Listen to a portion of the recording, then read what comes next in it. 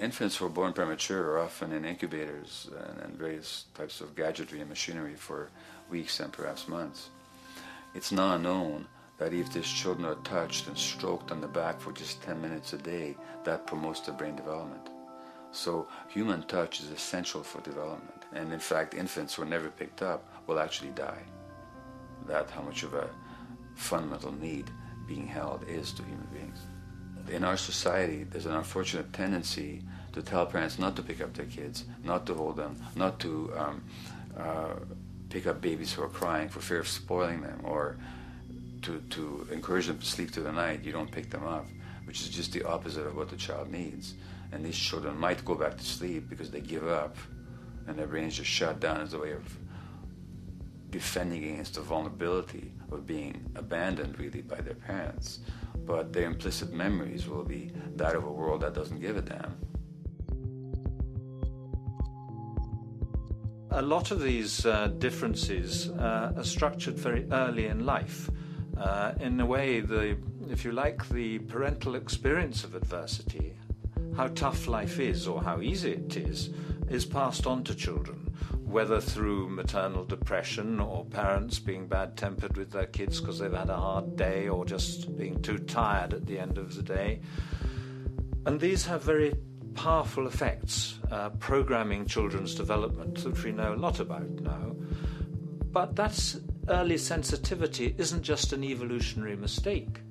It exists again in many different species. Even seedlings, there's an early adaptive process to the kind of environment they're growing up in. But for humans, the adaptation is to the quality of social relations.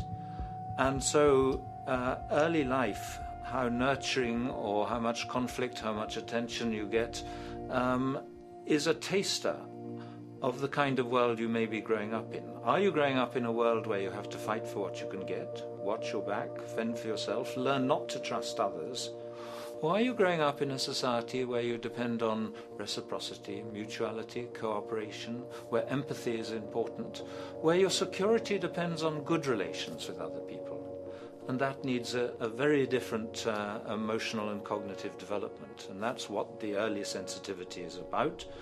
And parenting is almost, quite unconsciously, a system for passing on that experience to children of the kind of world they're in. The great British child psychiatrist D.W. Winnicott said that fundamentally two things can go wrong in childhood. One is when things happen that shouldn't happen, and then things that should happen but don't. And the first category is the traumatic and abusive and abandonment experiences of my downtown East Side patients and of many addicts. That's what shouldn't happen but did. But then there is the non-stressed, attuned, non-distracted attention of the parent that every child needs, that very often children don't get. They're not abused, they're not neglected, and they're not traumatized. But what should happen, the presence of the emotionally available, nurturing parent, just is not available to them because of the stresses in our society and the parenting environment. And the psychologist Alan Shore calls that proximal abandonment, when the parent is physically present but emotionally absent. I have spent roughly the last 40 years of my life working with the most violent people our society produces, murderers, rapists, and so on, in an attempt to understand what causes this violence. I discovered that the most violent of the criminals in our prisons had themselves been victims of a degree of child abuse that was beyond the scale of what I ever thought of applying the term child abuse to. I had no idea of the depth of the depravity with which children in our society are all too often treated.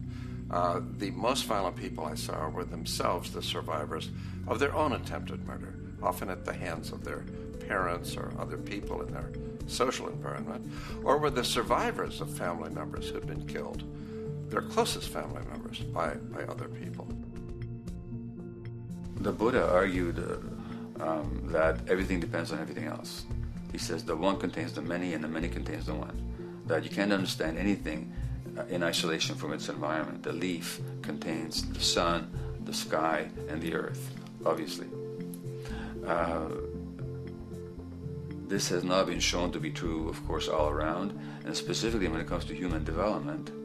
The modern scientific term for it is the biopsychosocial nature of human development, which says that the biology of human beings depends very much on their interaction with the social and psychological environment. And specifically, the psychiatrist and researcher Daniel Siegel at the University of California, Los Angeles, UCLA, has coined the phrase interpersonal neurobiology, which means to say that the way that our nervous system functions depends very much on our personal relationships. In the first place with the parenting caregivers, and in the second place with other important attachment figures in our lives, and in the third place with our entire culture.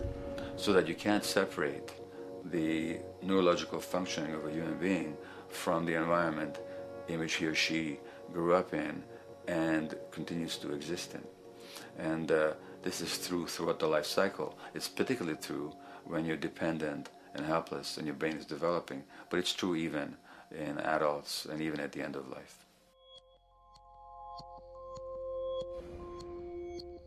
Human beings have lived in almost every kind